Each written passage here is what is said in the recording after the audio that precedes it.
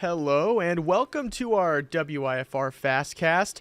Our top story this afternoon, the Rockford Fire and Police Commission names Rebecca Tayo as the city's next fire chief. Tayo spent 16 years with the Rockford Fire Department and succeeds former Chief Michelle Pankow. Tayo served as fire training coordinator and accreditation manager. While searching for Pankow's replacement, the commission said it got 14 applications and narrowed it down to just 5 finalists. WIFR reporter Alyssa Kelly will have the full story on that tonight. Stevenson County Board is looking for a new coroner after Brian Halverson resigns from the position. According to the board chairman, Halverson did not have a deputy coroner to serve as acting coroner. Sheriff Steve Stovall appointed Dwayne Coleman to fill that role until a permanent replacement is found.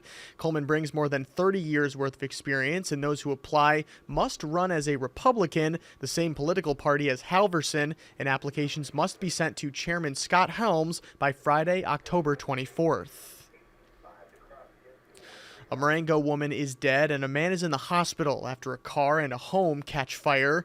First responders were sent before 9 Monday night to the 22,800 block of River Road. Investigators believe the car crashed and caught fire with the man and woman still inside. The blaze also spread to a nearby hospital, and firefighters quickly put out those flames. The woman died at the scene, and the man was taken to the hospital with moderate but non-life-threatening injuries.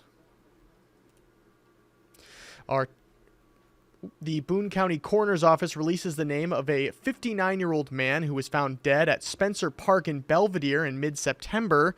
Investigators say the man was Juan Lopez Garcia, who was staying at the America's Best Value Inn in Belvidere. First responders found Garcia face down in the water on the north side of the park. Investigators say Garcia's death is not suspicious and no foul play was suspected. Pastor Melvin Brown, the man whose church bought the former Mercy Health Hospital on North Rockton Avenue for $1, sits down with WIFR reporter Nathaniel Langley. Brown hopes to clarify details from Monday, which revealed how much the state of Illinois must approve for the sale of the building.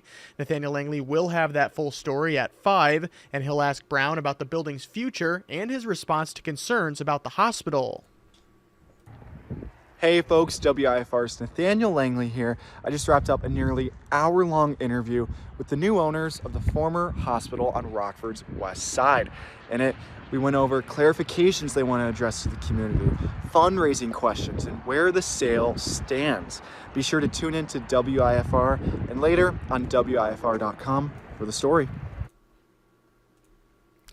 Across more than 26 acres of land, a solar farm will power on this afternoon in Hampshire, bringing leaders in sustainable energy and the governor together for a ribbon cutting. Known as the Highway 20 Community Solar Farm, the 12,000-panel farm will provide clean energy for 600 low-income homes, as well as to the Glenview Park District and CSL Behring, a biopharmaceutical company. Chicago-based Nautilus Solar Energy installed the 7-megawatt project, which will help reduce greenhouse gas emissions by more than 9,000 metric tons. Amazon announces 250,000 jobs are open for the holiday season, including 10,000 in Illinois. Several positions will be open, like warehouse, customer service, and delivery drivers. Starting pay begins at $19 an hour, and positions are expected to fill up quickly. Bourbon Street Lounge in Rockford announces it will close its doors for good this weekend. According to the business on social media, the kitchen will close today and the bar will stay open until Sunday. The lounge will hold special deals until then, and the owner says stop by to clear inventory. Reporting its second highest sales year ever, the Illinois Lottery says they had another strong year, generating $3.76 billion over the last year. As a result, $784 million was contributed to the Common School Fund, which supports K-12 public education, and more than $12 million was given to special causes. Leaders say the near-record year was still achieved after a slowing trend of lottery sales across the country during 2025. In total, people who played the lottery in the state won more than $2.5 billion from 109 million winning tickets. Community members are invited to Neighbors Bar and Grill at 8 in the morning to noon this Saturday in Loves Park to raise money for Doc's Diner. The business is looking for money to reopen after a fire damaged the building. That fundraiser will help cover costs from the fire as well as show support for the owners, and the buffet-style breakfast is $15 per plate. Wednesday is the last day to donate diapers to benefit the Baby Bank. The city of Rockford hosts its diaper drive throughout the area, which started October 1st.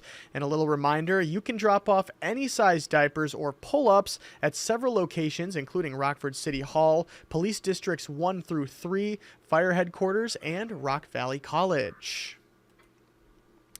And we had a little bit of rain here earlier this morning. Let's take a look at what the rest of our Tuesday will look like and beyond with our hour-by-hour timecast. So it does look like the rain chances are behind us for the most part. You can see right now we're sitting at about partly cloudy conditions, but as you can see throughout the rest of the day, 0% chance for some precipitation. Of course, there is always a little bit of a chance for maybe an isolated storm or so to pop in here, but for the most part, our meteorologists are saying that things are going to be pretty clear here for us across the state line.